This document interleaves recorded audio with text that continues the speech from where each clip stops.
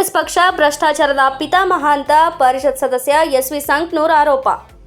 ಕಾಂಗ್ರೆಸ್ ಪಕ್ಷ ಭ್ರಷ್ಟಾಚಾರದ ಪಿತಾಮಹ ಅಂತ ಪರಿಷತ್ ಸದಸ್ಯ ಎಸ್.ವಿ. ಸಂಕನೂರ್ ಆರೋಪಿಸಿದರು.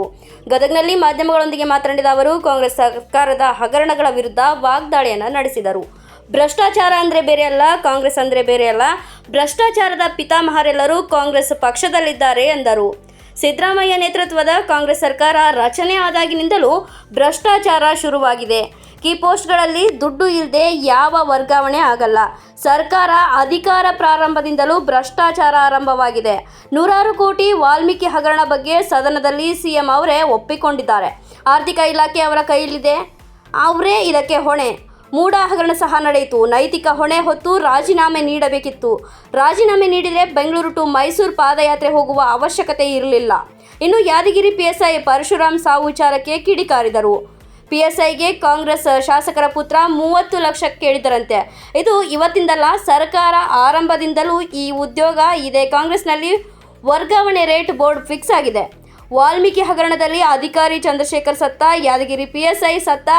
ಕಾಂಗ್ರೆಸ್ನವರ ಅಧಿಕಾರದಲ್ಲಿ ಇನ್ನೂ ಎಷ್ಟು ಜನ ಸಾಯ್ತಾರೋ ಏನೋ ಅಂತ ಬೇಸರ ವ್ಯಕ್ತಪಡಿಸಿದರು. ಎಸ್ಇಪಿ ಟಿಎಸ್ಪಿ ಯೋಜನೆಯಲ್ಲೂ ಸಾವಿರಾರು ಕೋಟಿ ಬೇರೆಯದಕ್ಕೆ ವರ್ಗಾವಣೆ ಮಾಡಿದ್ದಾರೆ. ಈ ಎಲ್ಲದರ ಹೊಣೆ ಹೊತ್ತು ಸಿಎಂ ಸಿದ್ದರಾಮಯ್ಯನವರು ರಾಜೀನಾಮೆ ಕೊಟ್ಟು ಮನೆಗೆ ಹೋಗಬೇಕು. ಅಧಿಕಾರದಲ್ಲಿ ಇರಲು ನೈತಿಕ ಹಕ್ಕಿಲ್ಲ.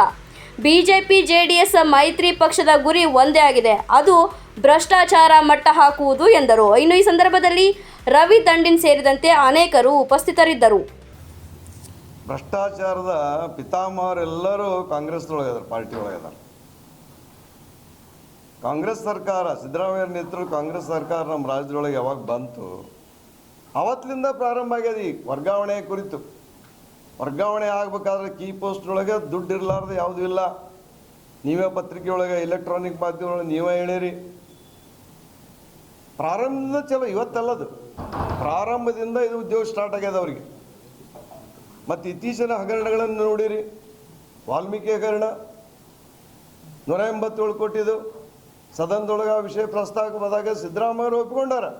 187 ಕೋಟಿ ಅಲ್ರಿಪ್ಪ, 89 ಕೋಟಿ ಅಂತ ಅಂದ್ರೆ ಒಪ್ಕೊಂಡಾಗತ್ತಲ್ಲ. ಮತ್ತೆ ಅಷ್ಟಾಗಿಲ್ಲ ಇಷ್ಟಾಗೈತೆ ಅಂತ ಅವ್ರು ಒಪ್ಕೊಂಡಾರ. ಮತ್ತು ಆರ್ಥಿಕ ಇಲಾಖೆ ಅವ್ರ ಕೈಯಾಗದ, ಅವರೇ ಅದಕ್ಕೆ ಹೊಣೆ. ಇವತ್ತು ನಾವೇನು ಪಾದಯಾತ್ರೆ ಹೊಂಟದಲ್ಲ ಬೆಂಗಳೂರು ಟು ಮೈಸೂರು, ನಾವು ಹೋಗೋ ಅವಶ್ಯಕತೆ ಇರಲಿಲ್ಲ. ನೈತಿಕ ಹೊಣೆ ಎತ್ತಿ ರಾಜೀನಾಮೆ ಕೊಡಬೇಕಾಗಿತ್ತು, ಕೊಟ್ಟಿಲ್ಲ. ಮೂಡ ಹಗರಣ ಏನದ. ಹೀಗಾಗಿ ಇವತ್ತೇನು ನೀವು ಪರಶುರಾಮನವರನ್ನು ಯಾದಗಿರಿ ಒಳಗೆ ಏನು PSI ಏನೋ 35 ಲಕ್ಷ ಏನೋ ಕೇಳಿದ್ರಂತ ಅವ್ರ ಮಗ. 30 ಲಕ್ಷ ಕೇಳಿದಾರೆ ಅವ್ರ ಮಗ ಅಂತ ಹೇಳಿದ್ದಾರೆ. ಇದು ಇವತ್ತಿಂದಲ್ಲ, ಎಂದ ಅಧಿಕಾರಕ್ಕೆ ಬಂದ್ರೆ ಅವತ್ತಿನಿಂದ ಚಲೋ ಆಗಿಬಿಟ್ಟಿದ್ರು ಉದ್ಯೋಗ. ನಾ ಎಲ್ಲ ಇಲಾಖೆ ಒಳಗೆ ಈ ಉದ್ಯೋಗ ಪ್ರಾರಂಭ ಆಗೈತೆ ಅಂತ ಹೇಳಂಗಿಲ್ಲ, ಎಲ್ಲ ಇಲಾಖೆ ಅಂತ ಹೇಳಂಗಿಲ್ಲ. ಕೆಲವು ಸಚಿವರು ಚಲೋ ಅದ, ಪ್ರಶ್ನೆ ಇಲ್ಲ. ಅದು ನಿಮ್ಗೆ ಗೊತ್ತು, ನನಗೇನು ಹೆಚ್ಚು ನಿಮ್ಗೆ ಗೊತ್ತು. ಯಾವ ಇಲಾಖೆ ಒಳಗೆ ನೀವೇ ಬಿತ್ತರಿಸಿರಿ, ಪತ್ರಿಕೆಗಳಿಗೆ ಪ್ರಕಟ ಮಾಡಿರಿ, TV ಒಳಗೆ ಪ್ರಕಟ ಮಾಡಿರಿ. ಯಾವ ಇಲಾಖೆ ಒಳಗೆ ಏನೇನು ರೇಟ್ ಬೋರ್ಡ್ ಫಿಕ್ಸ್ ಆಗ್ಯದ. ಅಲ್ಲೇ ವಾಲ್ಮೀಕಿ ಹಗರಣದೊಳಗೆ ಚಂದ್ರಶೇಖರ್ ಅಂತ ಶಿವ ಪಾಪ ಸತ್ನಲ್ಲ, 1-2 ಅಲ್ಲ, ಇನ್ನೂ ಎಷ್ಟು ಜನ ಇವು ಸರ್ಕಾರ ಹಿಂಗೆ ಮುಂದೆ ಸಾಯ್ತಾರಣ. ನೈತಿಕ ಹೊಣೆ ಅದಕ್ಕೆ ನಾವು ಒಂದಲ್ಲ, SETP TSP ಯೋಜನೆಯೊಳಗೆ ಸಾವಿರಾರು ಕೋಟಿ SC STಗೆ ನಾವು ಬಜೆಟ್ನೊಳಗೆ ಕಾಯ್ದಂಥ ಹಣನೂ ಕೂಡ ಅದನ್ನು ಬೇರೆ ವರ್ಗಾವಣೆ ಮಾಡಿದರು. ಇವರು 1-2 ಹಗರಣ ಮಾನ ಮರ್ಯಾದೆ ಇತ್ತಪ್ಪ ಅಂದರೆ ಇವರು ತಕ್ಷಣ ಈ ಸರ್ಕಾರ ರಾಜೀನಾಮೆ ಕೊಟ್ಟು ಹೋಗ್ಬೇಕು.